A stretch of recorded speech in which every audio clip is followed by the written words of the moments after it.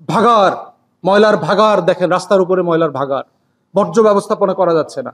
আমি পার্সোনালি আমলাদেরকে চিনি, বলেছে একজন লেবানিজ বিজনেসম্যান কয়েক বিলিয়ন ডলার ইনভেস্ট করতে চায় বাংলাদেশে ময়লা ব্যবস্থাপনা করবার জন্য, তাকে সরকার অনুমতি দেয় নাই। জানেন কেন? আপনার প্রত্যেকটা পাড়ায় মহল্লায় সব দল, এক দল না, শুধু আওয়ামী লীগ না, সব দল কয়েকটা ব্যবসা দেখবেন কখনো পেশাদারিত্বের ভিত্তিতে চালায় না। ইন্টারনেটের লাইন দেওয়ার ব্যবসা দেখবেন, দেখবেন মহল্লায় মহল্লায় সারা বাংলাদেশের নেটের লাইনের ব্যবসা নিয়ে খুন খারাপি হয়, কোনো দল পরিবর্তন করে না। আমরা তো বাইরে দেখি নাই তো, নেটের ব্যবসা এরকম করে, কোম্পানি লাইন দেয়।